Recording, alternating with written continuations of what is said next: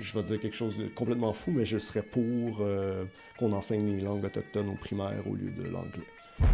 Est-ce que vous êtes souverainiste aussi? Absolument, absolument, fortement patriotique et on pourrait dire nationaliste. David Atman, auteur, compositeur, interprète, poète et romancier, agent de spectacle, nietzschéen, engagé. Poète francophone originaire de Montréal, présent sur la scène musicale québécoise depuis plus de 15 ans. Il a donné plus de 700 concerts dans 7 pays et réservé plus d'1 millier de spectacles pour des artistes locaux et en tournée. Il est avec nous aujourd'hui pour discuter de son livre, La gestion calculée de l'énergie. Pour moi, la musique a toujours été une façon de diffuser cette poésie-là. Donc, je suis devenu musicien pour diffuser, pour chanter les textes que j'écrivais. J'y raconte, oui, la vie de musicien en tournée, la pauvreté qui vient avec ça, les difficultés. Le monde entier s'offusque quand on se rend compte que les éléphants ou les lions sont en train de disparaître. Mais quand les cultures disparaissent, on se dit, ben c'est la vie, puis c'est normal. Moi, la musique québécoise, j'écoute pas ça. Bon, là, parfois, j'ai effectivement des idées ou des pensées qui sont, en 2024, un peu politically incorrect. Je pense que, justement, le capitalisme est bien heureux de nous dire que ben, le Québec, ou le français, c'est pas vraiment un marché important, c'est un petit marché qui n'a pas besoin de se développer, qui n'a pas besoin d'aide. Mais au fond, c'est parce qu'ils sont bien contents de recevoir notre 10 millions par mois qu'on envoie pour écouter Beyoncé, puis Miley Cyrus. David, est-ce que vous vivez de la musique?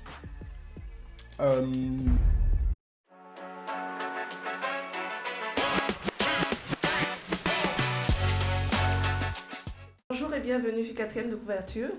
Aujourd'hui, j'accueille David Atman. Bonjour David. Bonjour, bonjour. Donc David, aujourd'hui, on vous accueille. Vous avez plusieurs casquettes. Vous êtes un auteur. Vous avez sorti un livre un peu avant la pandémie, c'est ce qu'on disait tantôt. Oui. Puis vous êtes aussi un artiste, guitariste, je pense. Guitariste, chanteur. Chanteur. Et puis, dites-nous, c'est quoi toute votre casquette là? Voilà, ben, à la base, je me considère comme un poète, c'est ce qui m'intéresse le plus. Ouais. Et pour moi, la musique a toujours été une façon de diffuser cette poésie-là. Ouais. Donc, je suis devenu musicien pour diffuser, pour chanter les textes que j'écrivais. Et puis, au fil des années, j'ai commencé à travailler un roman, justement en tournée, pendant que j'étais en tournée. Et ça a pris plusieurs années quand même, mais là, ça a été publié justement un petit peu avant la pandémie. Donc, musicien, poète et romancier, si on veut. Donc, le roman s'appelle La gestion calculée de l'énergie. Exactement. Exactement. Et vous dites que vous avez écrit ce roman, disons, pendant une tournée. Et c'est drôle parce que le roman parle quand même d'une tournée en même temps. Voilà. Puis on vous voit aller dans plusieurs villes et à chaque fois raconter. Vous parlez à quelqu'un. Vous écrivez à quelqu'un. On ne sait pas qui, bien, bon, on imagine. Exactement. C'est déroutant, mais en même temps, c'est comme un terrain connu. Dites-nous un peu, pendant cette tournée dans laquelle vous écriviez votre roman, est-ce que c'est une histoire...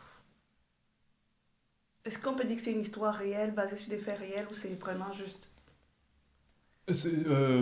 C'est évidemment que la trame de fond se base sur des éléments réels, c'est-à-dire un groupe de musique de Ouais. Québécois francophones qui partent Ouais. en tournée en Ontario pendant 3 semaines environ. Ouais. Et ça, pour moi, c'était ma routine dans le passé de faire des tournées comme ça. Donc le roman a été écrit sur plusieurs tournées.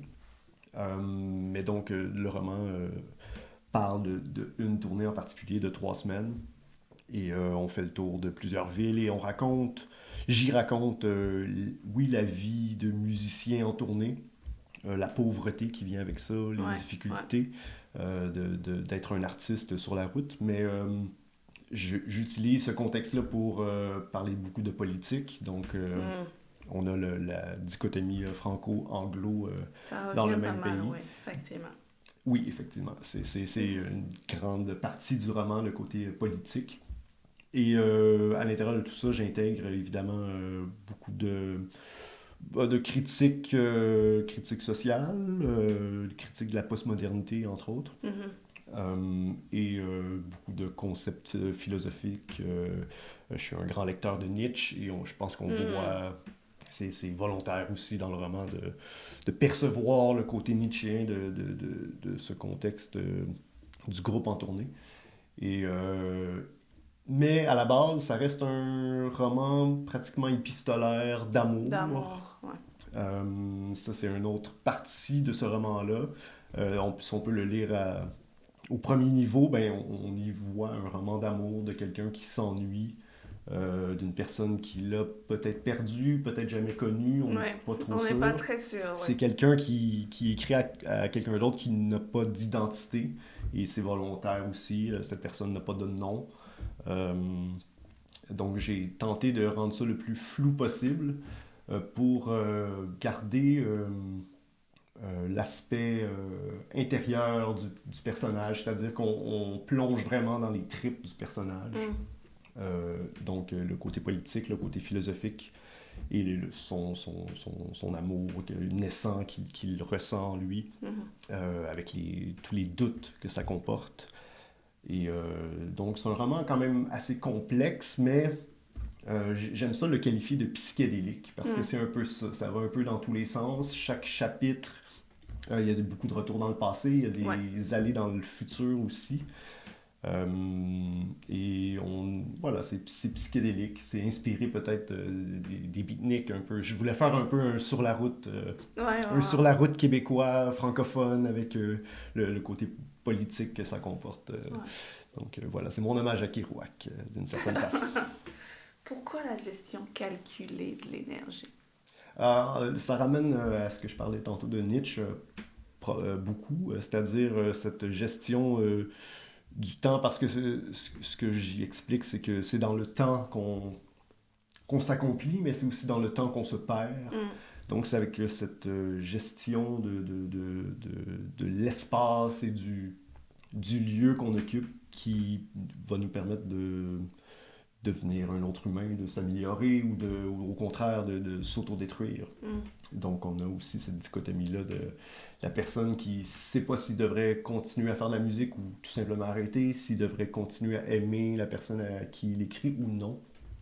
Et tout ça se passe dans l'espace-temps. Et donc pour moi c'est c'est le contexte dans lequel on vit tous au fond, ce temps, cette énergie. Le temps n'existe pas si on n'a pas l'énergie pour accomplir des choses durant cette période temporelle-là. Le temps devient de plus en plus malléable et flou, et on a de plus en plus de difficultés à l'expliquer, à se concevoir soi-même dans cette temporalité-là. Donc toutes les questions du temps aussi sont très importantes dans le roman. On vous entend parler de francophonie. Oui. Ça fait 2-3 fois déjà. Oui. Moi, je suis nouvelle au Canada. Je suis pas née au Canada. Je suis arrivée au Canada, ça fait 12-13 ans. Okay. Je suis arrivée, j'étais déjà adulte, j'avais 30 ans déjà. Mais je comprends qu'il y a une histoire liée à la francophonie, au français. Moi aussi, j'ai grandi en français. Mais on n'avait pas cette responsabilité de la maintenir éveillée, mettons. Absolument. Et je le comprends et je l'accepte ouvertement. C'est même normal, je pense. Il y a différents contextes. Mais pardon, je vous ai coupé. Non, c'est correct. Mais ce que je veux dire aussi, c'est que tous les francophones qui arrivent ici sont quand même impressionnés. Malgré le fait que l'anglais soit omniprésent, parce qu'il y a les États-Unis au sud, il y a les Canadiens anglophones. Le Québec est cerné pratiquement, mais ça prend quand même de la force, de la persévérance pour la maintenir éveillée, là. Et le français parlé, c'est remarquable. Bref, je m'éloigne. Ce que je voulais dire, c'est que qu'est-ce que la francophonie, le français a pour vous exactement? Parce qu'on sent que c'est important. Pour ceux qui ne sont pas québécois forcément, qui ne connaissent pas l'histoire, qui ne connaissent pas le poids que tout ça a, expliquez-nous un peu ce que c'est pour vous. Je pense que ce qui est souvent associé à la cause souverainiste et à la cause indépendantiste québécoise, c'est-à-dire, on y associe une espèce de chauvinisme, une espèce de vous croyez meilleur que les autres, mais dans moi, c'est aucunement la situation dans laquelle je me sens ou dans laquelle mes amis souverainistes se sentent aussi. C'est-à-dire que... Excusez-moi, est-ce que vous êtes souverainiste aussi? Absolument, absolument, fortement patriotique, et, on pourrait dire nationaliste, même si ce mot est un peu galvaudé avec les années récemment. Ce mot veut dire toutes sortes de choses, mais je me considère nationaliste parce que je considère que toutes les nations du monde ont le droit d'exister dans leur culture, dans leur langue, dans leur religion à la limite, même si je suis tout à fait athée. Je fais souvent cette comparaison-là, mais c'est comme si le monde entier s'offusque quand on se rend compte que les éléphants ou les lions sont en train de disparaître. Mais quand les cultures disparaissent, on se dit, ben c'est la vie, c'est normal. Vie, c'est la modernité. Voilà, c'est la modernité, c'est la mondialisation. Exact. Et je refuse catégoriquement cet argument-là, qui est un argument hyper capitaliste, qui est un argument où les peuples veulent s'auto-digérer pour pouvoir vendre plus de produits. Si on se fait matraquer, à quel point nos enfants se font matraquer de l'idée à quel point l'anglais est important. Ou cool, et voilà, et beaucoup mieux que le français. Ben, qu'est-ce qui se passe? C'est que finalement, les États-Unis vendent leur culture à notre nation et notre culture s'efface obligatoirement. Il peut pas avoir des cultures aussi fortes sur un même territoire. Il y a toujours une qui va tenter d'absorber l'autre. Et je pense que c'est la nature humaine et c'est très nietzschéen comme idée aussi. Ça fait partie de la volonté de puissance de Nietzsche, de ce concept qu'il a mis au point. Donc les êtres humains étant ce qu'ils sont, les cultures tentent aussi d'intégrer, d'absorber les autres cultures. Et je pense qu'on a la responsabilité, surtout en 2024, où on stipule à quel point les identités personnelles sont importantes et tout le monde a le droit d'être qui il est, peu importe la race, la religion, le genre.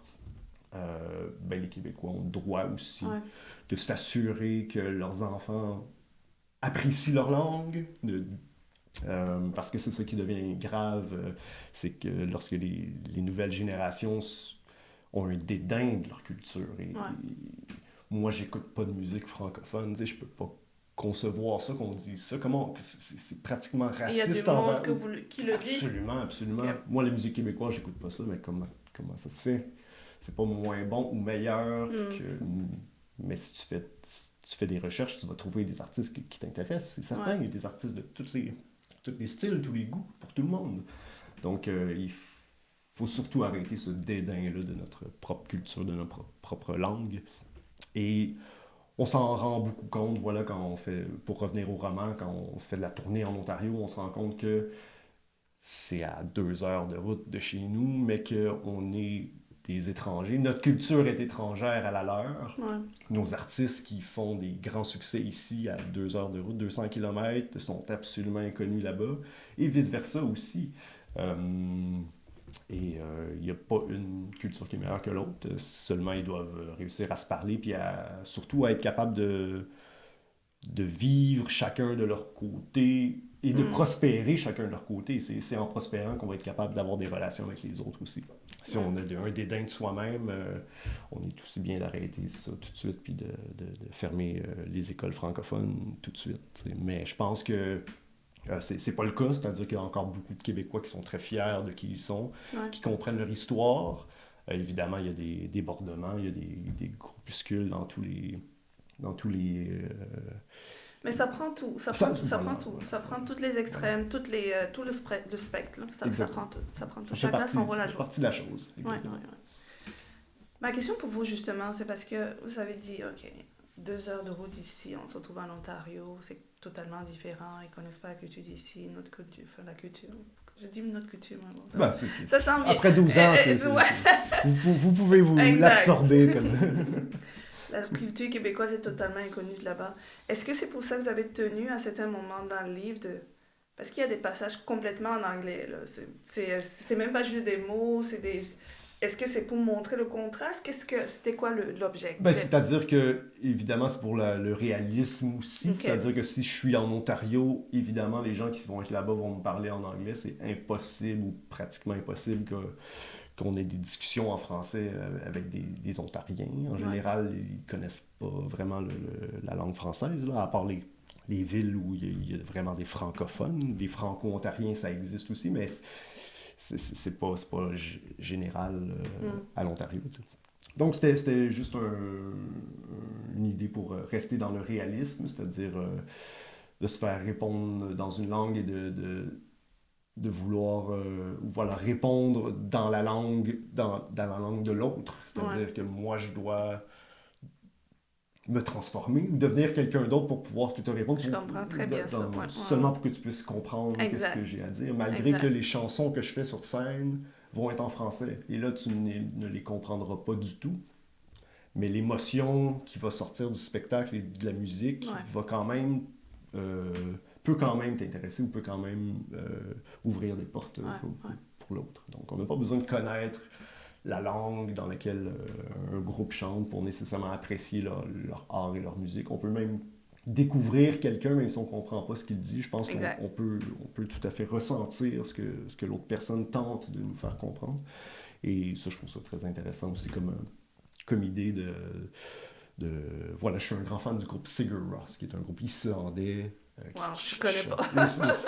C'est un super bon groupe, mais je n'ai jamais compris un seul mot de ce qu'il chantait, mais je pense que si je pouvais m'asseoir avec cette personne-là en anglais et qu'on pourrait avoir une discussion, on deviendrait des amis. Je veux dire, on se comprendrait parce que je comprends sa musique et je sais qu'est-ce qu'il essaie de nous exprimer. Ouais. Ok, je vais peut-être me faire des ennemis là-dessus. Mais tantôt vous disiez, oui, le côté capitaliste, etc. On se fait bouffer pratiquement par les États-Unis et tout. Oui, c'est une culture pour moi, mais pour moi, c'est comme la culture du vide. Mettons, il n'y a pas d'identité en tant que telle. Au Québec, quand même, on sent une identité. On sent, c'est profond, c'est enraciné. Oui, tout le chambardement d'images, de capitalisme, c'est froid. Anyway, c'était une parenthèse. Je ne sais pas pourquoi je me suis avancée là-dessus. Bref, je voulais parler de votre côté artistique sur les routes, etc. On parlait de... Oui, parfois, il y a de la précarité, c'est difficile. Est-ce que vous faites toujours des tournées? C'était quand la dernière? Absolument, absolument. C'est ma vie. Faire des shows et faire de la musique, c'est ma vie depuis 20 ans maintenant. On a été en Europe, on a été aux États-Unis. Quand même. On s'est promené, pas juste en Ontario, c'est-à-dire on est joué en Angleterre aussi, qui est un pays anglophone, en français, en Allemagne aussi, en français, aux États-Unis. Et souvent, plus tu vas loin, on dirait, plus tu as une certaine reconnaissance. C'est-à-dire que les gens sont Je pense qu'il y a un proverbe ou un dicton de ce genre. Oui, effectivement. Et je pense qu'il est de plus en plus vrai, ou du moins, quand on est en Allemagne, puis que les personnes comprennent ce qu'on chante, mais que les gens nous écoutent avec cœur et intérêt, ben on sent que ce qu'on fait a quand même de la valeur. T'sais. Donc, pour nous, ça a toujours été intéressant de se promener comme ça, de faire de la tournée, malgré les difficultés que ça comporte.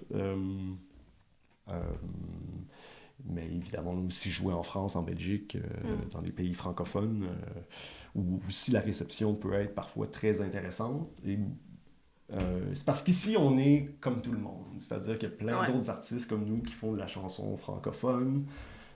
Mais quand je me retrouve en Allemagne, ils n'ont pas souvent entendu un groupe rock francophone, donc l'intérêt est là. On est comme exotique. Dans le fond, on a une certaine... Et voilà, le Québec est un pays exotique, un tout petit pays d'Amérique du Nord, très différent de tous ses voisins.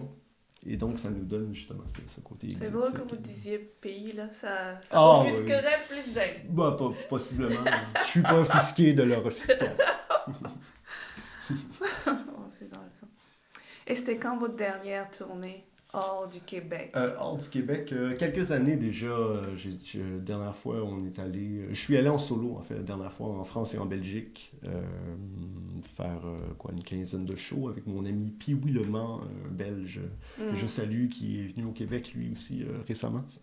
Et donc, oui, ça reste mon mode de vie, mais voilà, plus l'âge, je vieillis aussi. Donc, c'est plus aussi. C'est plus un objectif autant que ça l'était, je vous dirais. Là, je me concentre davantage sur les shows ici, au Québec, pas trop loin. C'est plus rentable, comme ça. Et c'est moins difficile à organiser, c'est moins de travail. Et en fait, la pandémie aussi nous a un peu tués d'une certaine façon. On avait des tournées d'organiser qui ont été annulées. Et puis, 2 ans et demi après, la vie avait un peu changé pour tout le monde. Puis ça a été un peu long avant qu'on reprenne le beat, là, comme on dit, de faire des albums, d'enregistrer des nouvelles chansons, tout ça. Parce que c'est un long processus aussi. Les chansons qu'on va enregistrer cet été avec mon groupe, là, on est à l'été 2024. Les chansons qu'on va enregistrer, des fois, c'est des chansons qui ont déjà 3 ans de vie. Ça fait déjà 3 ans, donc mais il faut faire ça, il faut les travailler, il faut prendre le temps de les travailler. Donc, puis on les joue pas en spectacle tout de suite, ça prend un an et demi avant qu'on les essaie en spectacle, on les remodifie. Donc, c'est un très long processus, comme le roman aussi, qui m'a prit 10 ans, au fond, à faire. Quand même. Oui, 10 ans pour 250 pages, quand on y pense, ça fait pas de sens. Mais, bon, évidemment, j'écris beaucoup plus que ça, j'ai raturé, j'ai jeté des centaines de pages, mais c'est un long processus. Et j'aimais ça, me concentrer à l'écriture du roman en tournée. Juste me dire, parce que la tournée... ça peut sembler excitant pour les gens de l'extérieur, mais il n'y a rien de plus ennuyant parce que tu passes ta journée à attendre le spectacle qui est des fois annoncé à 10h le soir. Donc, tu n'as rien à faire. Donc, j'utilisais vraiment ce moment-là pour écrire et j'essayais de m'y limiter parce que ça crée une espèce de... J'aurais pas écrit de la même façon si j'avais été chez moi, je pense. J'aurais pas écrit de la même façon si j'avais été dans un autre contexte. Donc, j'essayais de me limiter. Je voulais vraiment que ce roman-là respire le rock and roll, respire la vie de tournée. Et donc, je m'y concentrais seulement au moment où j'étais en attente du spectacle du soir ou le lendemain matin, en attente que mes musiciens se lèvent pour qu'on fasse la route pour aller au prochain show. Donc, c'était toujours dans des moments d'attente. Donc, ça ramène au titre aussi, où je fais allusion au temps, tout le temps. Ouais. Donc, voilà. Il y a quelque chose que j'ai vraiment beaucoup aimé dans le livre, là. Peut-être parce que c'est aussi quelque chose que je fais, mettons. Mais dès les premiers mots, dès que vous, mettons, vous rencontrez, je pense, un itinérant qui vous demande... J'ai trouvé que c'était très, très détaillé. Ce que je veux dire, c'est que juste une petite interaction de je ne sais pas combien de secondes, on va dans la profondeur. Exact. On va dans la profondeur du truc. Ça déboule sur de... I don't know. C'est une introspection, mais ça vire aussi dans... Comme vous disiez, on sent immédiatement vos valeurs, là, très, très rapidement. Oui. Et on sent que vous êtes à l'aise avec. Vous avez... Peut-être que ça a pris du temps pour que vous soyez à l'aise avec, vous puissiez le dire, whatever. Mais on sent que vous êtes, comme on dit malheureusement en anglais, unapologetic ou quelque chose de même. Je veux dire, c'est comme ça que je suis et puis c'est ça. C'est ça qui est. Exactement, je l'assume tout à fait et je pense que j'explique pourquoi je réfléchis, je pense de cette façon-là. Parfois, j'ai effectivement des idées ou des pensées qui sont en 2024 un peu politically incorrect. Oui. Parfois. Je l'assume. Je fais des critiques de groupes qui se font pas souvent critiquer. Oui. Mais je pense que j'explique bien pourquoi je fais cette critique. Et j'explique bien aussi pourquoi que je ne critique pas, que je ne fais pas de généralisation. Je ne critique pas tout l'ensemble. Par exemple, je vais donner l'exemple. Il y a quand même une bonne critique du féminisme, je pense. Oui, c'est cela où je voulais en venir. Voilà, je vous sentais bien. Mais je pointe non, mais c'est clair, du féminisme. Oui, non, c'est clair. Et puis, ça se comprend. Là. Je pense. Et à ce niveau-là, je pense que tous les groupes ont le droit, ont le besoin même de se faire critiquer. J'accepte qu'on critique le souverainisme. Absolument. Je n'attends que ça, des critiques du souverainisme pour pouvoir douter de moi-même et réfléchir à pourquoi et si vraiment j'ai bien fait, je fais bien de penser d'une telle ou telle façon. Donc j'accepte tout à fait les critiques et je pense que tous les groupes doivent être critiqués. Les féministes, les punks, les capitalistes, les gauchistes, les droitistes, je tape sur tout le monde, mais sans jamais généraliser, puis sans jamais blâmer les individus. Je mets toujours ça en contexte. Puis pour moi, c'est toujours un contexte social, c'est un contexte médiatique, c'est un contexte économique, c'est un contexte politique qui fait que les êtres humains, les individus développent certaines idées, certains courants de pensée. Et parfois, je pense que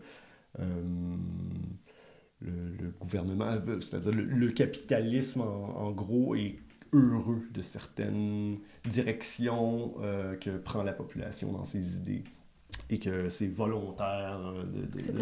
C'est-à-dire, voilà, si je reviens à ce qu'on discutait un peu plus tôt, si on développe un dédain de sa propre langue, de sa propre culture, on en arrive à finalement à apprécier davantage l'autre culture et donc à dépenser notre argent dans l'autre culture.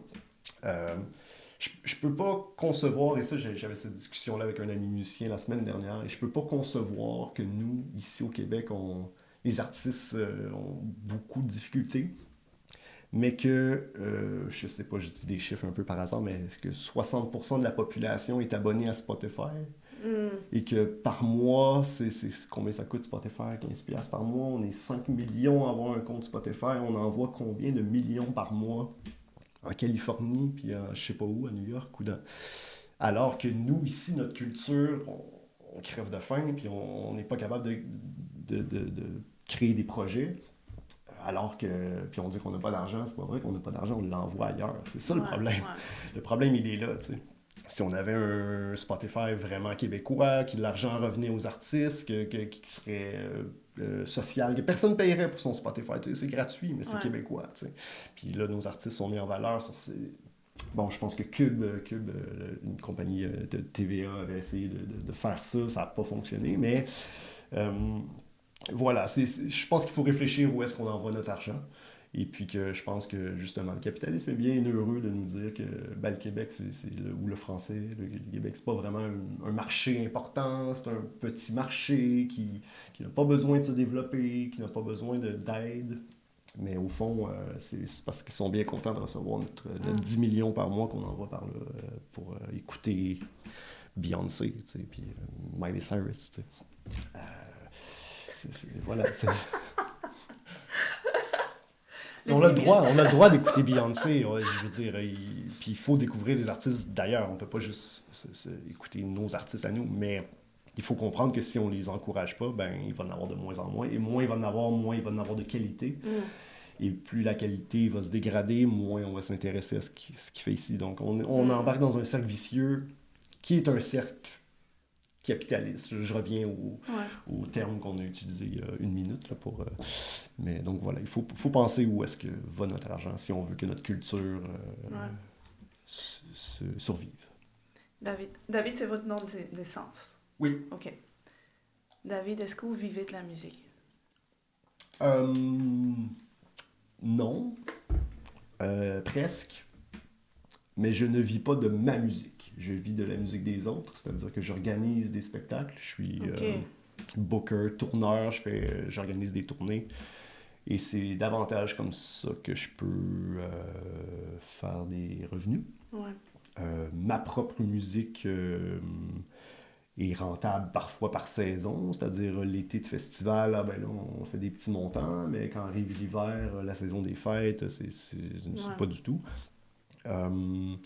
Et avec les années, ben, j'ai développé un spectacle de chansonnier, un spectacle de reprise où je me présente sur scène tout seul avec ma guitare pour faire des chansons des Cowboys Fringants, des colocs, toutes sortes de choses. Et c'est comme ça aussi que je peux augmenter les revenus musicaux. Mais il faut être capable de porter plusieurs chapeaux si on veut arriver à subvenir à ses besoins dans ce milieu-là. Mais faut être ouvert d'esprit, il faut pas trop avoir de principes trop lourds. Je pensais jamais un jour faire des reprises sur scène, je pensais jamais faire ça, mais la pandémie m'a forcé, on revient à la pandémie, elle m'a forcé à faire ça, On a été 2 ans sans pouvoir pratiquer, sans pouvoir faire de show avec le groupe. Donc, il fallait que je continue à faire quelque chose et j'en ai profité pour apprendre des chansons, des centaines de chansons. Quand la pandémie est terminée, ben là, tout le monde voulait engager des chansonniers. Donc, ça a été un boom là, tout d'un coup. C'était vraiment une grosse été pour moi quand la pandémie s'est terminée. Et puis, ça n'a jamais arrêté. J'ai continué à le faire parce que c'est rentable, parce que c'est le fun aussi, parce que ça me permet, une fois de temps en temps, de faire une composition à droite et à gauche, de faire quand même découvrir un peu mon groupe, malgré tout. Même si c'est pas ça mon objectif, ben, ça me permet aussi de financer le groupe de l'autre côté. Donc, puis je fais de la musique. Je ne vais pas chialer, je suis quand même privilégié, je suis content de faire ce que je fais. Puis je vois pas le jour où ça va s'arrêter nécessairement, mais voilà, l'âge fait que les tournées, c'est peut-être... je suis pas certain que je vais repartir en tournée 3 semaines, là, à dormir dans une vanne, là, puis à pas avoir d'endroit où coucher, puis j'ai peut-être passé l'âge, mais on verra. Avec le prochain disque qui va sortir. Ça fait 2 fois que vous parlez d'âge. Vous êtes né dans les années 80, right? Oui, 80. Quand exactement? 83. Okay. J'ai 40 ans. Bon, Je vais avoir 40 ans. J'ai quand même 3 ans de plus. Ah, bon. On est encore jeunes, mais pour dormir dans une c'est vrai vanne, que 3 semaines, puis se coucher à 4 heures du matin, c'est plus pareil. C'est plus pareil, non. C'est moins le fun. Est-ce qu'il vous est arrivé de faire des choses ou des concessions qui n'étaient pas vraiment dans vos valeurs et que vous regrettez jusqu'à aujourd'hui ou... Non. Okay. J'ai fait... ma plus grosse concession a été ce qu'on vient de discuter, d'apprendre des reprises. Puis au fond, je m'y suis plus. Donc ça n'a pas été vraiment une concession. Une autre concession qu'on a fait en 2018, 2018-2019 peut-être, c'est qu'on avait un relationniste de presse, quelqu'un qui travaillait avec nous sur le projet, qui nous a dit vos chansons sont peut-être un peu longues pour jouer dans les radios. T'sais, les radios, ils cherchent des chansons de 2 minutes, 3 minutes, mais les vôtres sont 4 minutes et demie, ça monte jusqu'à 6. On pourrait essayer d'avoir vos chansons dans les radios, mais pas avec ceux-là. Donc, vous avez 2 options. Ou bien, vous retournez en studio pour remixer les chansons pour essayer de les rendre plus courtes, soit vous retournez en studio pour faire des nouvelles chansons plus courtes. Puis on s'est dit, on commençait déjà à travailler des nouvelles chansons. On s'est dit, on pourrait essayer d'en faire 1, 2, comme ça, un petit peu plus, en ayant la pensée radiophonique à l'esprit. Puis juste pour essayer, parce que faut tenter des choses. Faut essayer, parce que si on tente rien, il se passe pas grand-chose. Donc ça a été, au début c'était un compromis. On avait vraiment l'impression que nos chansons progressives venaient de perdre leur identité. Et puis, quand on a fini l'album, ça a été tout le contraire. On s'est dit qu'on venait au contraire de trouver le son qu'on aurait dû avoir depuis toutes ces années. Donc, je me sens pas du tout mal d'avoir fait ce compromis-là. Ça a été au contraire très bénéfique. Aujourd'hui, on est encore un peu dans cette mouvance-là. On est revenu un peu à nos amours de base, c'est-à-dire à faire des chansons un peu plus longues, mais pas tous. Il y en a vraiment qu'on considère que c'est peut-être radiophonique. On va essayer de rendre ça dans le format qui serait radiophonique pour possiblement se faire entendre un peu plus. C'est un compromis, mais je le vois positivement. Tantôt, vous disiez aussi, oui, ça vous a pris 10 ans pour faire ce roman, mais vous avez aussi un recueil de poésie ou quelque chose de même? Oui, j'ai publié un petit recueil de poésie d'une 100aine de pages aux éditions de l'Exil, qui est à Saint-Élie-de-Caxton. Okay. Et donc, le recueil de poésie comprend beaucoup de textes de chansons. Okay. Comprend quelques bribes du roman. Comme on discutait aussi avant l'entrevue, vous avez trouvé mon roman très poétique et c'était tout à fait l'objectif aussi du roman de jouer avec la langue. Donc, il y a certains passages, certaines phrases qui, je trouvais, sortis de leur contexte, faisaient beaucoup de sens encore. Et donc, je les ai remis dans le recueil de poésie, mais c'est quelques pages, quelques bribes, juste pour donner un autre aspect poétique au recueil.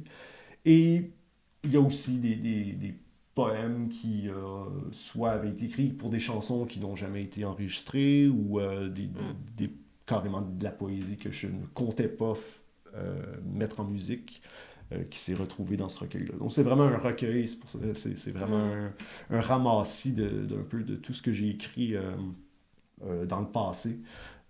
Souvent, on se faisait demander les paroles des chansons aussi. Puis dans les derniers disques, ça coûte cher là, quand même l'impression, mettre les paroles, le livret de paroles dans les CD, ça coûte cher maintenant. Là. Donc on s'est dit qu'on allait tout réunir ça sous un livre peu dispendieux, vraiment pas très cher. Puis tout le monde allait avoir les paroles des chansons de tous nos albums précédents. Est-ce que c'est vous le seul à écrire les chansons dans le groupe? Les textes, oui. Les textes, musicalement, non. Okay. Il y a quelques chansons qui sont composées par les autres musiciens du groupe, mais majoritairement, quand même, oui, c'est moi qui arrive avec la majorité des squelettes de chansons. Chaque musicien écrit sa propre partie. Je suis pas là à dicter à mes musiciens quoi jouer. On jam, on s'amuse, on essaie des affaires, puis quand ils sont satisfaits de leur partie, en général, je suis satisfait. Si eux le sont, je le suis aussi. Donc, je leur fais amplement confiance. Ça fait quand même longtemps que je suis avec mon batteur et mon bassiste, Simon et Phil. Et avec eux, voilà, c'est très le fun de travailler, puis ils ont toujours des bonnes idées, bien meilleures que les miennes de toute façon, donc je les laisse composer leurs choses. Ouais. Si on peut revenir juste une petite seconde sur le souverainisme, ou je ne sais pas comment on appelle ça exactement. Vous disiez vous êtes toujours en quête de critiques, etc. Vous, c'est quoi vos propres critiques sur le mouvement? Voilà, ce mouvement-là a vécu beaucoup de dédain de lui-même, comme on parlait tantôt. N'a pas été capable de s'assumer après la dernière défaite référendaire. Ça, je pense que tout le monde en est conscient. Je pense que c'était trop blessant. Cette défaite-là a été trop blessante pour le mouvement. Donc, tout ça est normal, je pense, qu'on se soit éloigné un peu de ces idées-là. Un autre critique que je pourrais porter, c'est peut-être le manque de communication avec les communautés francophones du Canada. Aussi, je pense qu'il y a des communautés francophones ailleurs qui méritent d'être défendues autant que nous et qui méritent de pouvoir continuer à vivre dans leur langue autant que possible, même si dans leur cas, c'est encore plus difficile que nous. Donc, j'aimerais qu'il y ait des ponts qui se fassent. Je comprends pas pourquoi les Acadiens, par exemple? Par exemple, les Acadiens, les Franco-Ontariens, il y a beaucoup de francophones en Alberta aussi. Je comprends pas vraiment pourquoi, par exemple, le Bloc québécois ne présente pas des... À moins que je me trompe, là, mais je pense qu'il ne présente pas de candidats hors Québec, alors que ces communautés-là pourraient peut-être être représentées par un membre du Bloc québécois, même si on arrive dans une espèce de défi avec le nom Bloc québécois, et peut-être le nom ça ferait moins sens, mais j'imagine que ça serait possible de créer des ponts politiques plus importants pour qu'on se soutienne en tant que communauté francophone canadienne.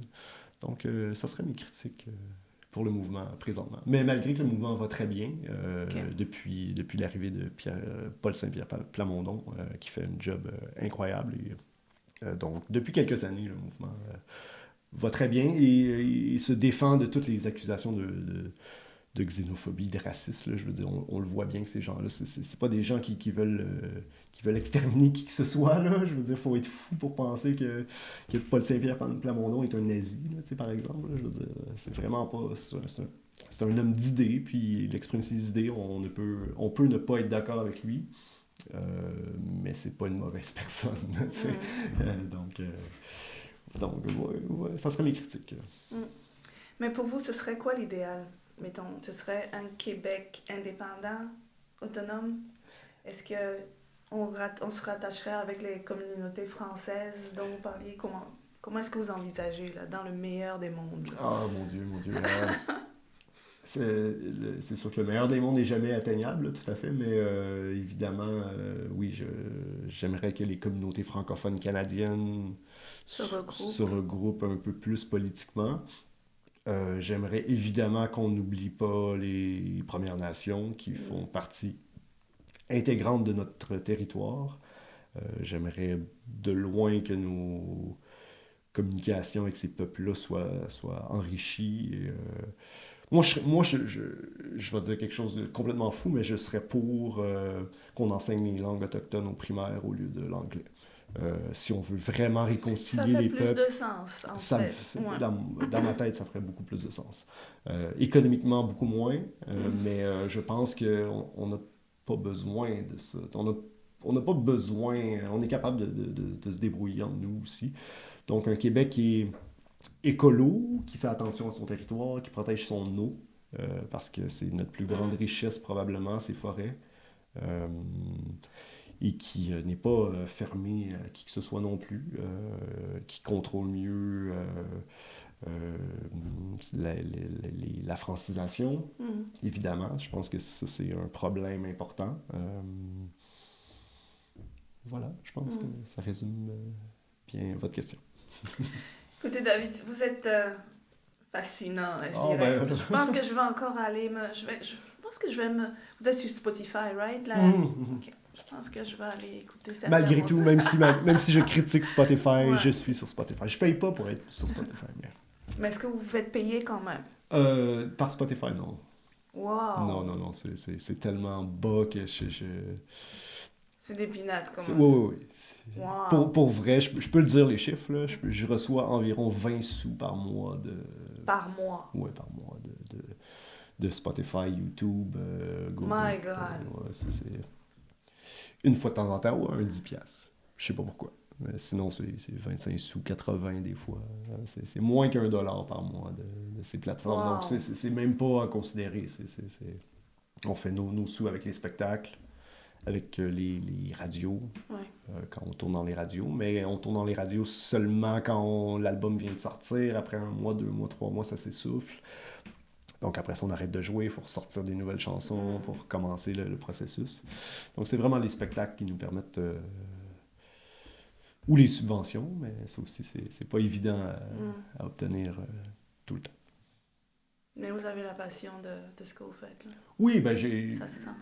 J'aime ce que je fais, puis j'ai pas de raison de pas aimer ça, même si c'est pas financièrement le meilleur choix que j'ai fait de faire de la musique. Je suis heureux dans ce que je fais, puis ça me suffit.